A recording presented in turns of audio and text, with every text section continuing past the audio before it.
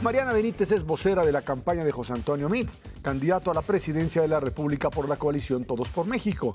Es abogada por el Instituto Tecnológico Autónomo de México, el ITAM.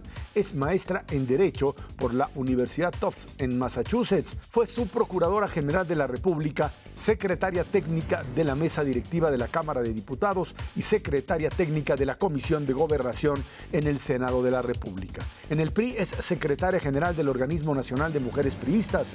En la Universidad Nacional Autónoma de México, la UNAM, ha impartido las asignaturas de amparo y de procedimientos penales y en el ITAM de Derecho Público. Es coautora del libro La Reforma Constitucional en Materia Electoral, Antecedentes y Entorno. Mariana Benítez, muchas gracias por estar aquí con nosotros en línea directa. Mariana, platícanos un poquito rápido, ¿cómo llegas a esta posición de vocera? ¿Cómo llegas a la política en el PRI? ¿Cómo llego? La verdad es de que soy un claro ejemplo de que el PRI es un partido de puertas abiertas. Yo sin ningún apellido, ningún familiar en la política, de verdad, llegué tocando puertas con mi currículum por enfrente con Murillo Karam. En ese momento era senador de la República, yo era abogada litigante, joven en ese momento. Y ahora también. Y ahora también. Y bueno, empecé a trabajar en el Senado como asesora, después fui secretaria técnica de la Comisión de Gobernación, que presidía Murillo, pero al mismo tiempo Murillo se hace secretario general del PRI cuando Beatriz Paredes era presidenta. Te estoy hablando de febrero del 2007. Y ahí es donde empieza mi vinculación directa, mi trabajo partidista ya de tiempo completo. Entonces te estoy hablando de más de 11, 12 años en que intensamente he estado trabajando en las filas del partido. ¿Cómo ves la campaña de José Antonio Meade? Estamos a una semana prácticamente ya de la elección. ¿Cómo viste esta campaña de José Antonio Meade desde el nombramiento como un candidato ciudadano hasta todo lo que sucedió en medio como parte de lo que podríamos llamar esta vinculación ciudadano-PRI, sociedad? La verdad es de que fue una campaña que digamos, empezó con mucha expectativa, ¿no? Nuestro propio proceso interno generó mucha expectación en toda la opinión pública y la verdad es que fue una campaña que fue levantando. Vimos a un José Antonio Meade en el segundo debate, bueno, impresionantemente sólido, contundente, dejó claro quién es el que conoce los temas, los retos internacionales respecto de México, a quién le ha tocado vivir y trabajar como servidor público en estos temas. Y la verdad es que los sondeos de opinión y las encuestas, en fin, fueron reflejando ese crecimiento. El tercer debate también, desde luego que fue un momento muy importante en la campaña. Entonces, me parece que fue una campaña in crescendo y ha ido consolidando esa percepción de ser un hombre de Estado, de ser un hombre conocedor, de ser un padre de familia, una gente honesta. La verdad es de que, digan lo que digan, si hay un candidato que transcurrió toda esta campaña con esa percepción de que es un hombre bueno, es un hombre honesto y es un hombre además que conoce los temas, que ha trabajado más de 23 años en el servicio público, fue José Antonio Meade. Entonces creo que fue una campaña que fue sumando, que fue hacia arriba y es por eso que hoy por hoy te puedo decir que estamos seguros que el 1 de julio la gente nos va a dar el voto y nos va a apoyar porque somos una opción de cambio, de futuro, una opción de cambio con responsabilidad.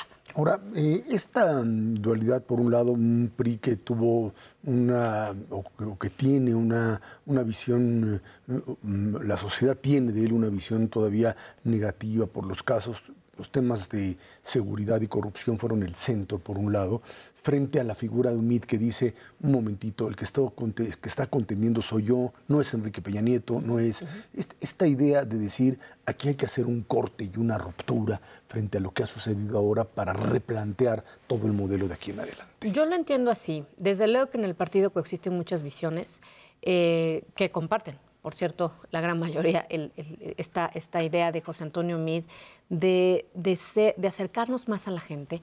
Si en algún momento el PRI se pueda decir que se alejó de algunas causas, que yo creo que no, históricamente ha estado siempre ahí, que hemos tenido personajes que le han hecho daño al partido, como en cualquier partido, tienen personajes indeseables, y te puedo decir que la gran mayoría de ellos pues, ya están en otros partidos, y eso es lo que siempre les señalamos, están ahí, se fueron de chapulines al frente o se fueron de chapulines a Morena, y qué bueno que sea así, pero lo que yo te puedo decir es que el liderazgo de José Antonio Meade marca una nueva era para el partido.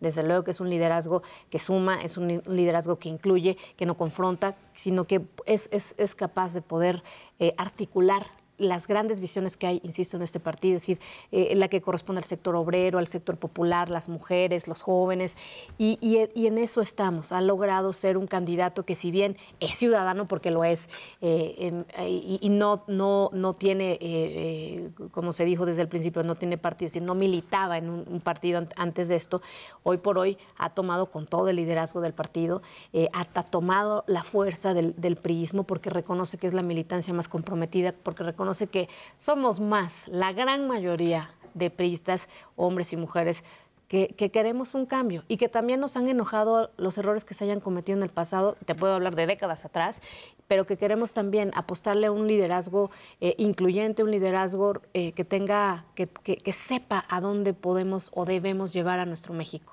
La verdad es de que sí sería muy costoso elegir una opción que nos regrese 20, 30 años. Y te puedo decir muchos casos, muchos ejemplos de lo que ha venido sosteniendo Andrés Manuel, donde en términos económicos nos quiere cerrar, ¿no? Nos quiere ponernos en una coraza donde consumamos lo que producimos, ¿no? Sin tomar en cuenta la lógica internacional de que hoy por hoy lo que brinda valor son las tecnologías, es la información, etcétera, ¿no? Entonces, creo que es ir en sentido absolutamente contrario, es ir también en sentido contrario el cancelar una reforma educativa, ¿sí?, en contra de miles o millones de niños y niñas y jóvenes, una educación de calidad, que es lo que ha venido sosteniendo Andrés Manuel. ¿Y para qué? Pues para dejárselo nuevamente en las manos de un Elvester, de sus aliados, de la gente. Y yo creo que eso los ciudadanos lo han venido reflexionando en todo este tiempo de campaña, hasta llegar a este punto en donde sabemos que tomarán su decisión. Hay un número importante de personas que no han querido decir por quién van a votar. Y qué bueno que lo hagan, porque el voto es secreto.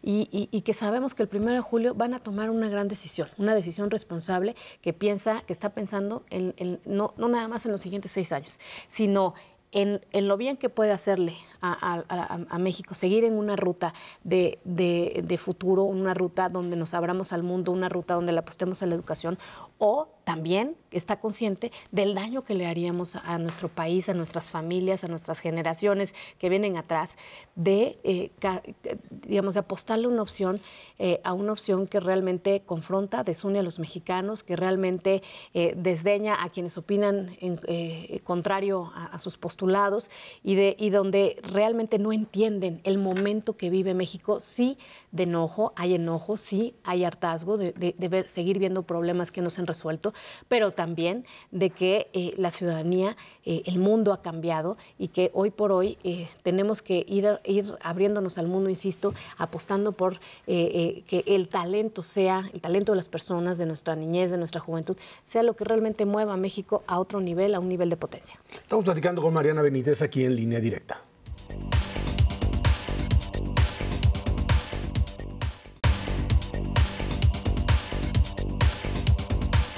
Mariana Benítez, el tema, por supuesto, de esta elección estuvo ligado a lo que es seguridad y corrupción.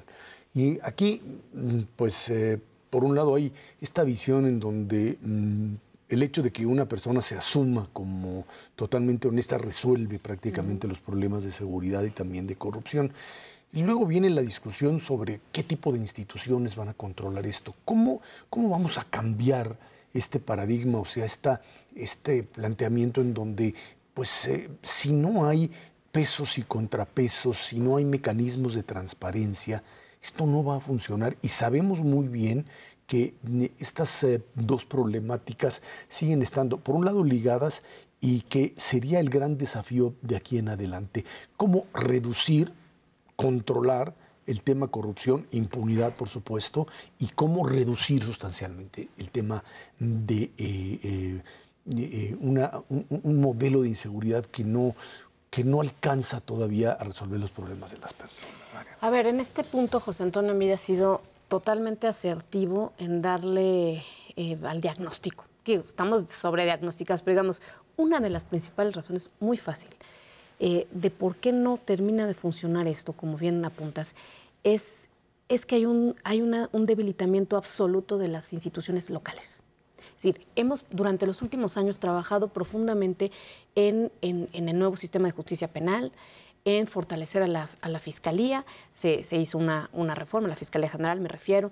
Ha generado gran debate el nombramiento fiscal, que por cierto José Antonio Meade sí va por un fiscal autónomo, le apuesta a que sea un fiscal autónomo, a que los ministerios públicos, no solo la cabeza, quienes realmente integran las investigaciones, pues sean también autónomos, sientan esa autonomía. Pero si hay algo tan importante como eso, es también el modelo de investigación. ¿Cómo estamos investigando? Referiste que la impunidad es un gran problema. Estamos al 98% de delitos que no se investigan. Esa es una cifra verdaderamente alarmante. ¿Qué tenemos que hacer? Investigar mejor. Tenemos que tener capacidades.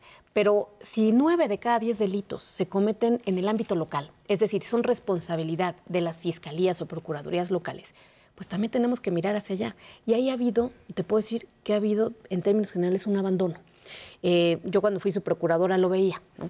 Había muchos temas que teníamos que coordinarnos con los estados y había un gran abandono, insisto, pero también desdén a tener bases de datos, desdén a tener a sus policías, a sus fiscales, ministerios públicos capacitados. No hay presupuesto. No les ponen realmente el interés y no le ponen un presupuesto que sea realmente suficiente para poder fortalecer estas instituciones. No se digan las policías municipales. Por eso tenemos el problema que tenemos y por eso vemos todos los días casos de policías de municipios infiltradas absolutamente por el crimen organizado. Entonces, no solamente estemos pensando en las instituciones federales. Volteamos a lo local y eso es lo que ha venido diciendo José Antonio Meade. Tenemos que trabajar desde lo local. Hay un gran planteamiento que tendrá que ser discutido por quien sea el próximo presidente, que espero que sea José Antonio Meade. El tema del federalismo en lo que tiene que ver con la seguridad y la justicia. El 21 constitucional dice claramente que es responsabilidad de los municipios, de los estados y de la federación. Pero ¿qué pasa hoy por hoy? Realmente no queda claro, primero desde la ley, qué es competencia, qué tiene que hacer cada quien. Es decir, sí está, pero hay todavía, en muchos casos, hay lagunas y eso permite que desde luego las autoridades, sobre todo las estatales, pues se diluyan, ¿no? en esa vaguedad que puede existir. Ahora, perdón, esto tiene que ver con, dices tú, autoridades estatales y municipales. Tú eres de Oaxaca. Oaxaca es precisamente quizá uno de los ejemplos más claros en donde hubo alternancia, hubo gobernadores que no eran priistas, de ciertas alianzas, y sin embargo, la reproducción de modelos de pobreza, de caudillismo, de cacicazgo y de utilización de la pobreza, de una coordinadora de la educación, trabajadores de la educación que sigue haciendo de las suyas, pues te habla precisamente de esta imposibilidad de encontrarle salidas a cualquier problema que se plantee en un estado como este. ¿Por dónde salir en esos estados del sur de la República, que son precisamente aquellos que están verdaderamente metidos en un círculo vicioso de pobreza y atraso? Coincido en que a final del día todos los problemas de inseguridad, de violencia, tienen que ver con estas brechas de desigualdad, la pobreza que haya, pues digamos, ese es el fenómeno que hemos padecido por años y por décadas. Sí. Pero si regresamos al tema, digamos, de la seguridad y la justicia y el planteamiento que te hacía, a mí me parece que más allá de que quede claro en la ley a qué le toca a quién, yo creo que sí tienen también que haber medidas, planteamientos en donde los estados hacen lo que les toca. Sí, perfecto. Acceden a cierto presupuesto, acceden a ciertos esfuerzos de la federación para contribuir. Los estados no hacen su trabajo, entonces tiene que haber también consecuencias. Porque si ese federalismo lo entendemos en que cada gobernador es dueño de su estado, pues me parece que no es por ahí, ¿sí? Desde luego que hay gobernadores muy metidos en los temas de justicia. En mi momento lo veía, que le entendían al tema de seguridad, pero hay algunos que esa parte simplemente no son abogados, no le entienden, en fin. Entonces, ¿qué tenemos que hacer? Realmente un acuerdo desde la Constitución, pero tiene que ser un acuerdo también político de qué hacer con el tema de la seguridad. O sea, realmente sí hemos llegado a un punto en donde la violencia ya no puede, ya las condiciones en las que viven los mexicanos de zozobra, de inseguridad, de incertidumbre, de miedo, está llegando a niveles que ya no debemos nosotros tolerar, ¿no? Entonces, creo que sí tiene que ser un tema que se va a analizar de fondo. José Antonio Meade ha reconocido todo este fenómeno y sí ha sido muy vocal en darle al punto. Es una cuestión de leyes, muy bien. Ha hablado también de hay que homologar las leyes penales, sobre todo en los delitos que más tienen impacto en la sociedad, el secuestro, el homicidio, las extorsiones. Pero además de un tema legal, es un tema de coordinación y es un tema de capacidades. José Antonio Meade va por realmente generar un nuevo modelo de justicia, que por justicia hay que entender desde la prevención del delito hasta la sanción, ¿sí? Y en consecuencia, donde todos confluyan. Tenemos una ley que, por cierto, yo participé en esa redacción, estábamos hablando del 2009-2010, la Ley del Sistema Nacional de Seguridad. Se fijaron varias reglas, pero me parece que tiene que haber un nuevo federalismo en términos de seguridad, ¿sí? Un nuevo federalismo en términos de seguridad y generar el compromiso de, sí, qué bueno que ya tenemos una fiscalía autónoma, sí, pero ¿cómo podemos hacer para bajar esa tasa de impunidad? Y la única manera es que seamos capaces como Estado, ya como país, de que las investigaciones que se realicen terminen en una sentencia, que eso es lo que hoy por hoy no ocurre. Estamos platicando con Mariana Benítez aquí en Línea Directa.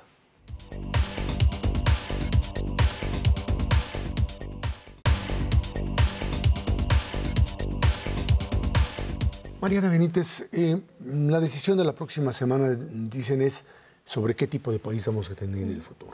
Más allá de las diferencias con el Frente, con Ricardo Anaya, que entiendo que están ahí como parte de la discusión política, aquí hay un punto central, que es un país que tiene que correr hacia un modelo de apertura, libertad de mercados, inserción en la globalidad y vincular un mercado interno al mercado externo, y otro modelo que insiste en que hay que regresar a formas anteriores que considera parte, desde mi punto de vista, del modelo del nacionalismo revolucionario priista anterior, en donde hay que fortalecer un mercado interno, en lo que hay que hacer es volver otra vez a invertir en una industria nacional propia, en proteger estructuras agropecuarias que han sido, de acuerdo a este planteamiento, descuidadas.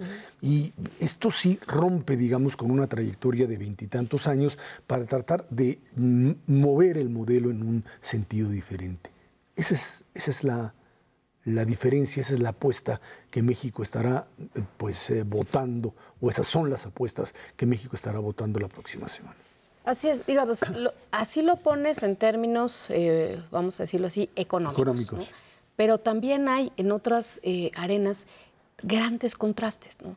Me parece que aquí lo ha dicho bien José Antonio Meade, no vamos a elegir un candidato. Hay que tener muy claro que no se va a elegir un candidato, se va a elegir un presidente.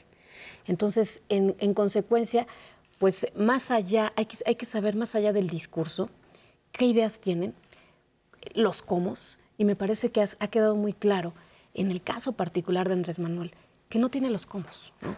Que hay problemas tan complejos como el tema de la corrupción, por ejemplo, que yo creo que es uno de los problemas más complejos que enfrentamos como país, y donde únicamente la respuesta que tenemos no es un plan realmente de Estado de cómo combatirla, sino es simplemente una lista de buenos deseos, donde casi por decreto, ¿no? Él dirá que a partir del día 2 el país dejará de ser corrupto porque él lo dice y porque él ocupa una silla, ¿no?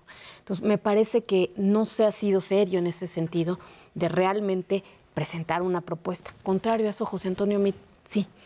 José Antonio Meade sabe que tenemos que superar los grandes dilemas de nuestro país, que es la pobreza y la desigualdad. Estos estos grandes problemas pues siempre están presentes en cualquier otro de los desafíos que enfrenta nuestro país. Si hablamos de seguridad, tenemos que regresarnos a estos problemas como la causa, ¿no? O una de las causas que han generado todo este fenómeno de la violencia. Entonces, yo creo que aquí ha quedado claro que es muy importante valorar las propuestas, pero también hay que valorar las personalidades.